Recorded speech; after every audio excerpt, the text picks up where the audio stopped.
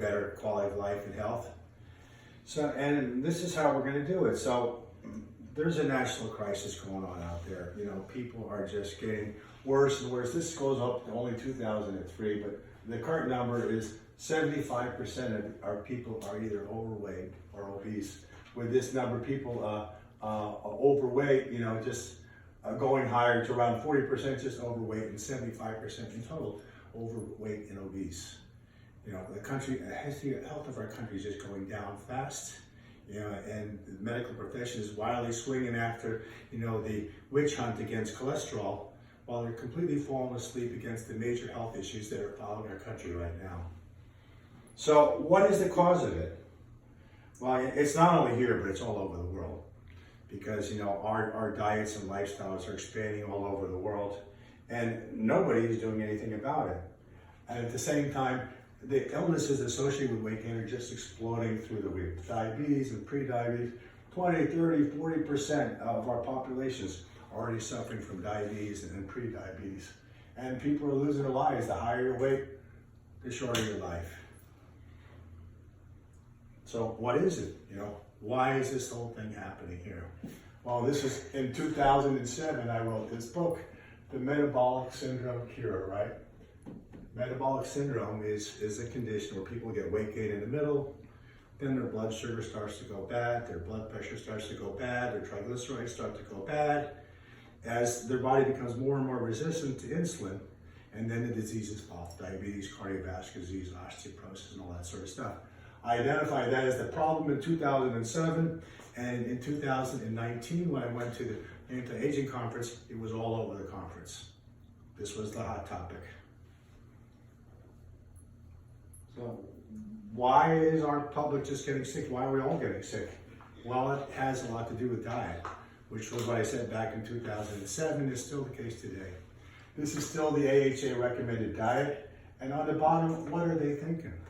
Your largest portion should be almost pure sugars, right? Vegetables should be down over here, you know, and well, don't eat much protein, you know, and don't use much fats, you know. Forget about omega-3 fatty acids and olive oil. You know, that stuff is bad. Don't eat much of that. They don't know what they're doing.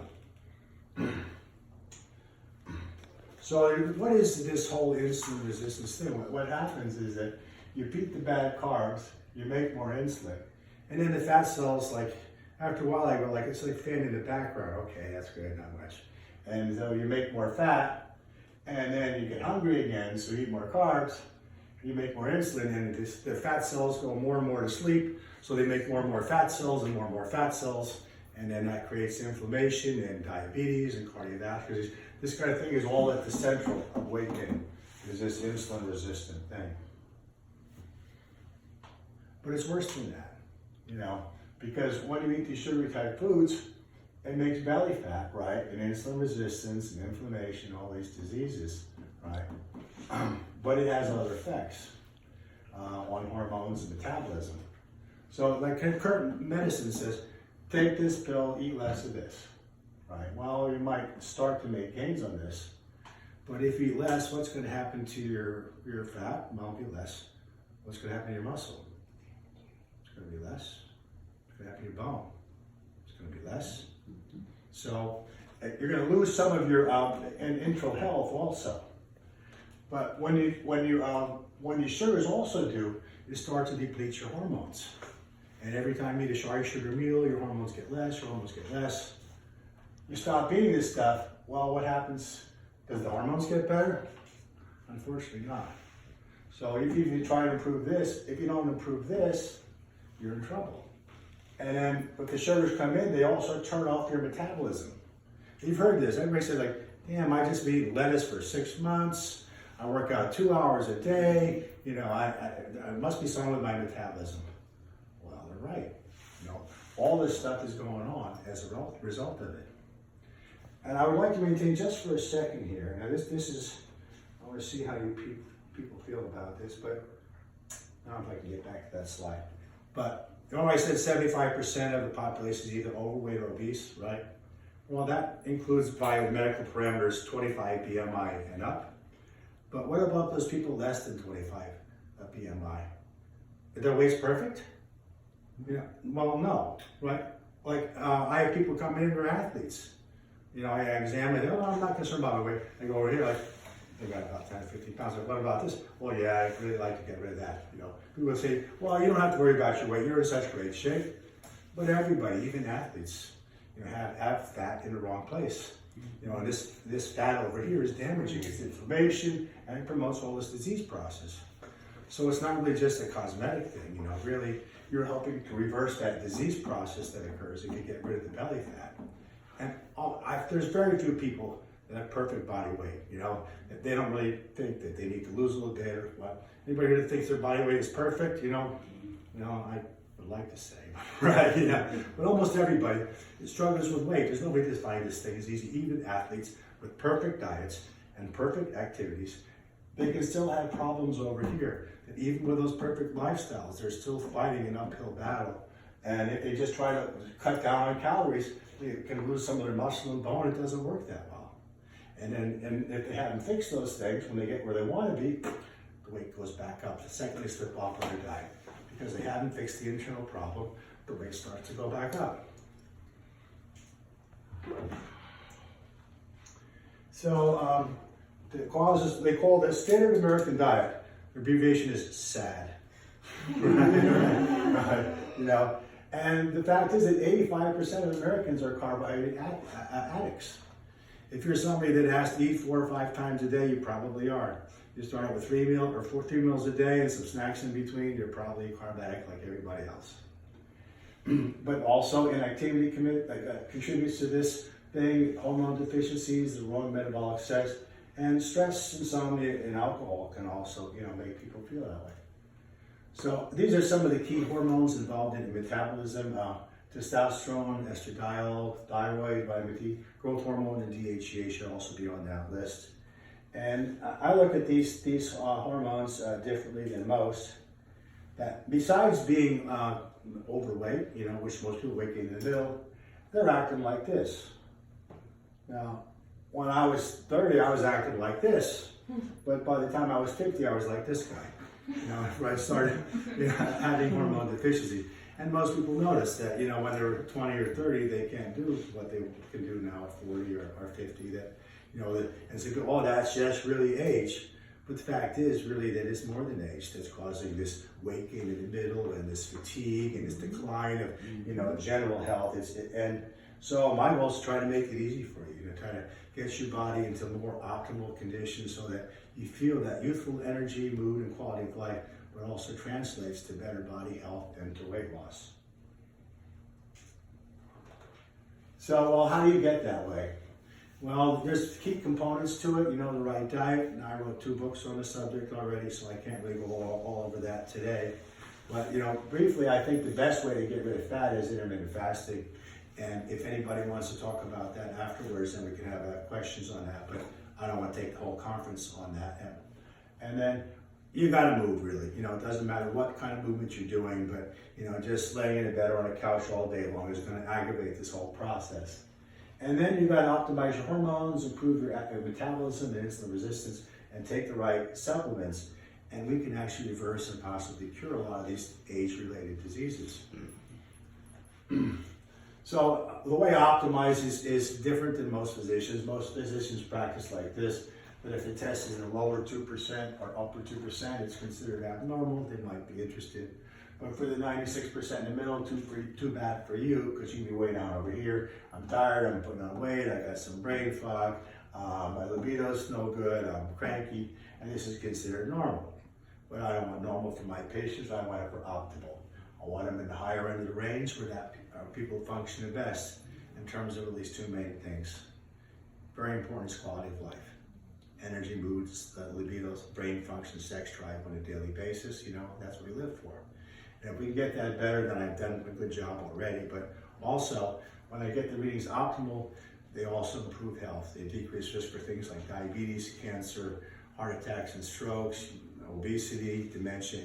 All these conditions can decrease the risk when hormones are in the optimal range.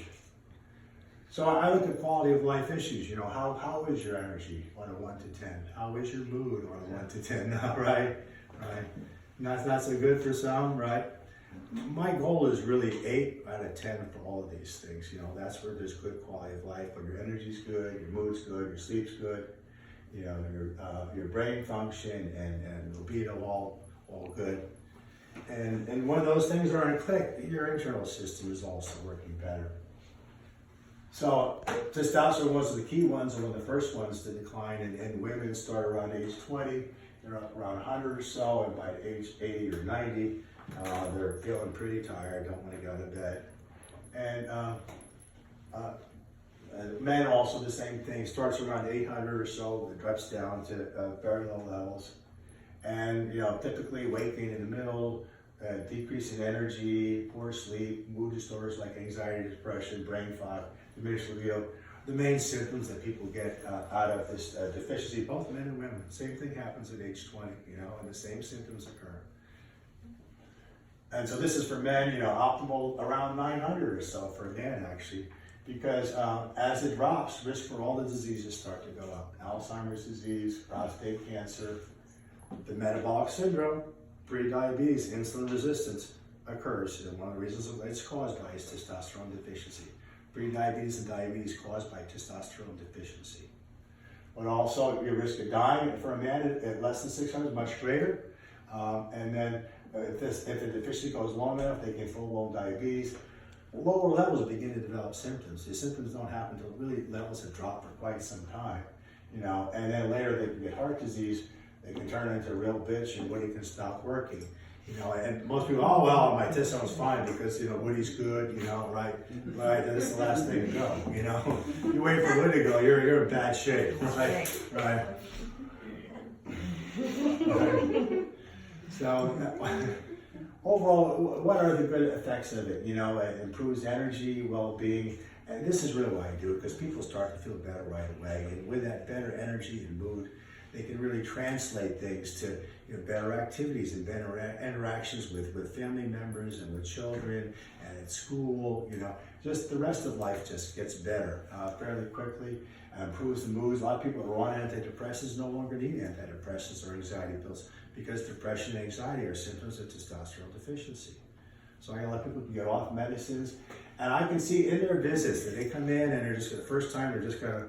And they can barely listen to my talk, and you know, okay, I'll go with the treatment. And the next time, they're alert, their eyes are awake, they've got a better mood. Now they ask more questions. You know, they understand what's going on. And like you could just even see it in people that are low and people that are high. You know, you could just really know. And they're more alert, they're focused, and they're protected against all these diseases, even prostate cancer and breast cancer, markedly diminished in testosterone. The women that get the lowest levels of testosterone, the lowest risk of breast cancer, women that have had testosterone, right? And then all sorts of body fat and libido. So really good stuff, and sometimes really even lethally important. If you're diabetic and you have you don't get treated with testosterone, you die rather quickly. You know, it's so critical to this insulin resistance and metabolic disorder and diabetes management that withdrawing or not treating is almost malpractice, which every doctor is doing. So then, besides just testosterone deficiencies, more hot flash type symptoms, women also develop estrogen and progesterone deficiency, and they can have more in the way of hot flashes and moods or sleep disturbances or joint aches, but a lot of the same symptoms still of low testosterone, of fatigue and moodiness and sleep disorder. And you can see actually testosterone starts dropping first along with growth hormone, and then progesterone just a little bit later. And during this phase, then women can get anxiety or depression or sleep disturbance when the progesterone drops, because that's the calming hormone. And then estrogen drops, and right around 40 or 50, all hell breaks loose over there. So we have different ways to replace these deficiencies and get you to the optimal level. The pellets are one of my favorites because it's the easy button. You know, we numb stuff up. We put little tiny pellets in the fat of the body, a little bigger for men, to be honest, right? And it's a slow release over about a 3 to 6 month time period. And people love it, you know. There's not the highs and lows, you know, fewer side effects, and probably better overall protection, definitely the easy button. And this thoughts behind it is that it's very safe, really. It's been around for many, many years. The pellet's been around for about 50 or 60 years. And they certainly help with symptoms, but have disease protection against osteoporosis, cardiovascular disease, diabetes, memory impairment, and they don't cause cancer. And this has been found to be safe over many, many years of study. Now, there are also other options like injectables and creams. It depends on the patient's preference and budget. There is some logic behind the injectables. Certainly less expensive, but there's more liability to the levels. So some people get kind of edgy towards the end of the week, or feel really good at the beginning of the week. There's more liability. The pellets have some more label steadiness to them. But you also can get some red blood cell production. In men, you get more estrogen production. So it's kind of really personal preference, and the cream's sometimes usable but transferable to children and generally poorly absorbed. So it depends on what a patient preference is. So you got to have the right diet, the right activity, the right hormones. But then there's still metabolism is really a very important aspect of it. And what happens is that when you eat those carbs, it turns off the fire because the hormones get turned down, but also turns off the furnace setting, which is an energy control switch. Is there an energy control switch? Well, there is actually an energy control switch. It's called AMPK, adenosine model activated protein kinase. We'll do a test on that later. Right. So what this does is it mostly it sets into making sugar and fat or burning sugar and fat. And most people, when they get stuck on a high carb diet, they get stuck in this making sugar and fat. And people say, no matter what I do, I can't lose weight. I eat nothing, right? Well, part of it is that cutting down doesn't fix their hormone deficiencies, and cutting down doesn't fix this furnace that is set in the wrong direction. So that this turns the switch into burning sugar and burning fat, especially belly fat. So that's, losing belly fat's, high up on my list, reversing this whole condition, But besides that, there's other very nice, desirable side effects you might have to deal with. It's been shown to prolong life in both animals and humans. There's not many studies that show prolonged life in humans. But also been shown to decrease heart attack and stroke risk in about a half, decrease for certain forms of cancer about a half, including breast cancer, and also been shown to reduce inflammation, which is thought to be the root of all illness. And it's being studied by the FDA for anti-aging properties. I think it's going to get approved because it tends to accumulate in little sugar lumps inside the system, and it stops that sugar lump buildup. And that sugar lump buildup is actually going to cause problems within your system. So it's going to get approved, and then they'll make an expensive version of this. But right now, you can get it for only $2 or free at Publix. And so I think it's one of the best medicines out there, probably the second best anti-aging medicine. There are some side effects some people get, like nausea or diarrhea, the first couple of days, or headache or fatigue. You got to watch B12 levels. But overall, it's one of the best metabolic add-on tools I have to get people to lean, mean, fight machine. Hormones to the diet and activity hormones do part of the work, but the metformin kind of adds on to that. And people who weren't able to lose weight can now get into that weight raising mode, with this extra thing going on there. So this kind of summarizes what I just said about the metformin. So in terms of improving things, well, metformin improves insulin sensitivity 13%. That's the direction I want to go. But guess what? There's a vitamin, a so-called vitamin, that improves insulin sensitivity 60%. It may be as effective as metformin in kind of improving this metabolic condition, right? Vitamin is not a vitamin. Vitamin D is a hormone. And the difference between hormones and regular pills or vitamins is it affects the control panel, the DNA, that makes your body make more bone cells, more brain cells, more muscle cells, protect against cancer, burn fat. So, this is one of the critical nutrients that people should be taking, and your life depends upon it. For most people that don't take vitamin D, the risk of dying is 4 or 5 times higher because they're higher risk for every illness, including weight gain in the middle, pre-diabetes, diabetes, Alzheimer's disease, heart attacks and strokes, osteoporosis. And as you get more to optimal levels, all those diseases start to go away. So really critical for diabetes, pre-diabetes, weight gain, and if you want to live, to get the right amount of vitamin D, which is a very tricky issue. There's a huge range, for people sell as little as 600 units, and it goes up to 10,000 and 50,000. Where do you go? I can't always tell. I really need blood tests to really get people at the right level on this. but certainly you want to take enough. There's other nutrients that can help for, this insulin resistance, which then contributes to the weight gain, which then contributes to the inflammatory process. So things like magnesium are really critical nutrients. There's some work on berberine.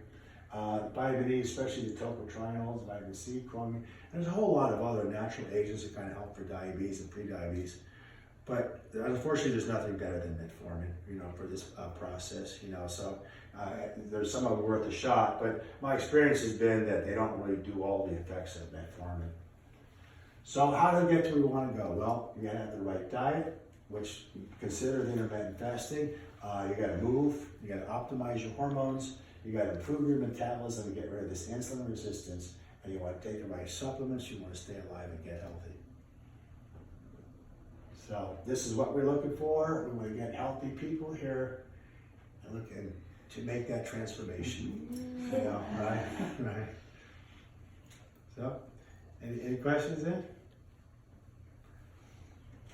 All right.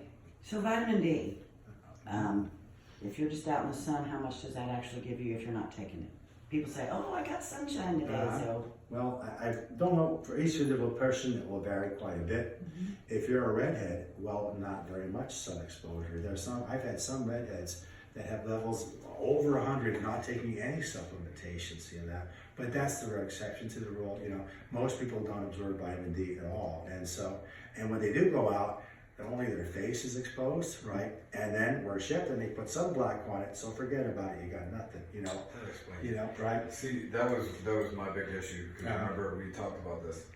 My vitamin D level was so low that I had to take those, 50,000. Yeah, I'm taking 50,000 units, but now I'm doing it twice a week instead of once a week. Yeah. And the thing is I'm in the sun, literally from 6 in the morning till the sun goes down at night.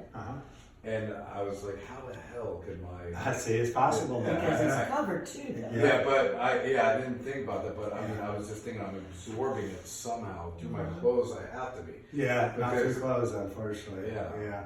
It has to be large body areas exposed in midday sun. It can take as little as 10 to 20 minutes if you got your whole body in without block, because the block blocks vitamin D absorption. Plus, it has hormone disruptors in there that kind of mess up your body's reception to hormones and other toxins. I don't recommend the sunblocks at all. And then in 10 minutes, you're sunburnt with the UV rays if you... You get the effect without that block on, right? And what do you recommend for? So vitamin D specifically, 5,000 is kind of like a general minimum dose. For a lot of people, the 50,000 once weekly is a very good dose. There is some risk, that you can go too high, but the risk of going too high is far less than a risk of being too low. Dying, well, you're not likely to die if vitamin D level goes up. You have to really intentionally try to take too much for a long time period, like years. And if you're my patient, I'm not going to let you do that. Every 6 months, 3 to 6 months, I would take a tab on it, make sure the dose is kind of in the right range. In 6 months, you'll be okay. But go years and years overdosing, it could be bad.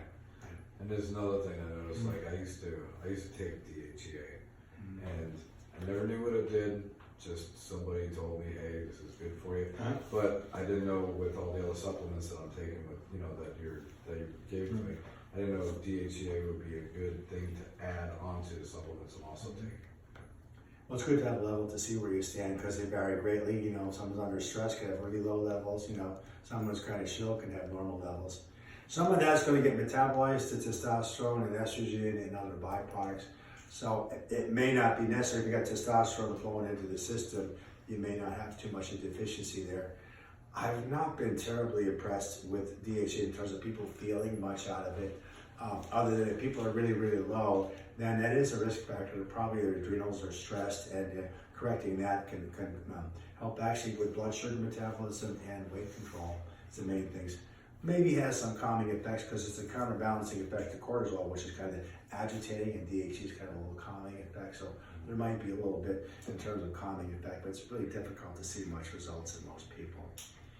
Not like testosterone, you take it, figure you feel something right away. DHA, it's hard to really see the effects for most people.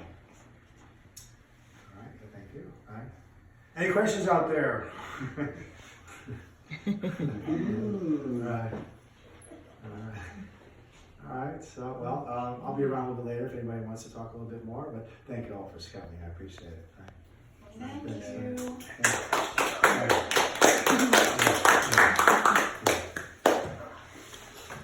Bye, kid.